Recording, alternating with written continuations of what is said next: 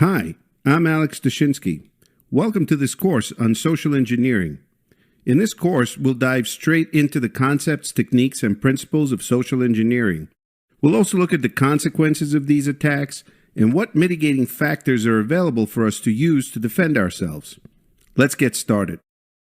This course is part of a larger course family. The Ethical Hacking series covers topics and skills that most ethical hackers should know and be able to perform. I'm very excited to bring you this material and look forward to helping you pass the Certified Ethical Hacker exam. Today we're going to talk about social engineering. We'll begin with social engineering concepts and define social engineering. We'll then tackle why it works and look at its principles. Next, we'll look at various techniques used by attackers. We'll look at something called pretexting and how a good pretext can make or break your social engineering efforts, and discuss the various attack vectors available. We'll wrap up this module with a look at physical social engineering attacks. Social engineering concepts. Let's talk a little bit about data breaches. What are the main causes of a data breach, and how does this relate to social engineering? Roughly 25% of all breaches are caused by human error.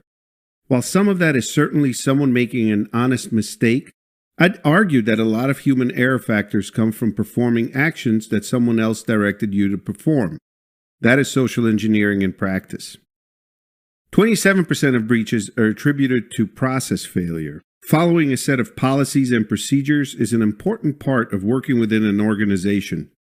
If you could be convinced not to follow the proper guidelines and instead perform an action that you normally wouldn't do, that is social engineering as well. In fact, 80% of data breaches today involve some form of social engineering. So what is it, and how is it so prevalent in today's attack landscape? I'm going to define social engineering as the art of manipulating an individual or a group of individuals into performing actions that they normally wouldn't perform or divulging information they typically wouldn't provide. Simply put, it is the art of human manipulation. So how does social engineering work? Social engineering has been around for centuries. Up until it evolved as a cybersecurity concept, we called social engineering a con, and social engineers were con men. A 1973 film called The Sting explores a con that takes place in 1936. And the earliest social engineering feat on record may be the Trojan horse, which was used by the Greeks during the Trojan War in 1184 BC. Social engineering works because it feeds on the psychology of human beings. We're afraid to miss out. We want to trust everyone. We want to be included. And if someone does a good deed for us, we want to return that favor. These are the basic principles of social engineering.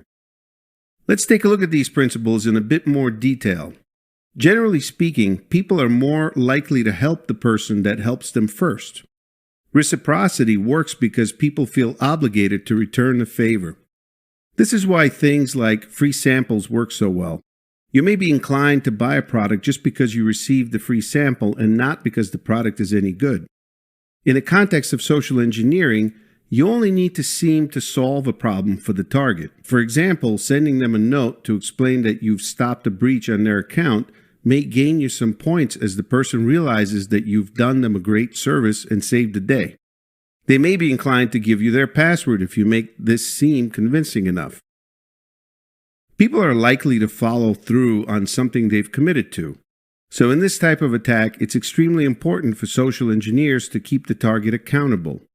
Here we establish a goal for the target, get their commitment, and lead them down a path of providing us access information or whatever it is that we're after. Continually reinforcing the commitment helps move the process along. Come on, you've got this, and we're almost there, and other supporting phrases help us become successful when using the principle of commitment. Social proof relies on the fact that people will do things that they see other people doing. Essentially, you need to convince someone that what they're about to do is perfectly normal and has been done by many other people as well. Authority relies on the fact that most people will follow the direction of authority figures. So if you're impersonating an engineer that works for a utility company and you tell people to evacuate because you smell gas, people are inclined to do so even if they don't smell the gas themselves. Liking is similar to reciprocity. Here we establish a good rapport with the target. If we're on common ground, have common interests, common beliefs, it's easy for the target to like us, and if they do, they may be more inclined to execute on our behalf. Scarcity is used to create a perceived value. For example, Xbox and PlayStation consoles were hardly available for well over a year since launch, and anyone who had one could sell it for much more than the console retailed for. That scarcity of consoles created a frenzy where people would pay much more just to own the device. We can use this tactic to get people to download files, open PDFs, and go to specific websites. For example, if an attacker says something like, "Hey, I only have 2 tickets left for this event. Could you please open the PDF I just emailed you and confirm your information so I can reserve these seats for you before someone else grabs them?" You may be more inclined to do so knowing that this is a short-lived, time-sensitive event.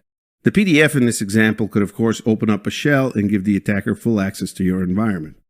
So what we've just talked about are various persuasion techniques used by social engineers, marketers, and others. You may recognize all of these things in your day-to-day life. For example, ever receive a free sample? Has anyone told you that this sale is a once-in-a-lifetime opportunity and that these prices will never be seen again? So why do they work? A lot of this has to do with trust. If you can build trust between you and the target, you'll establish a pathway for these techniques to work. If the person trusts you in some way, they are less likely to question you. Now, having these principles under our belt is only half the battle. We still need to understand the various techniques under which these principles can be applied, and we'll tackle that next.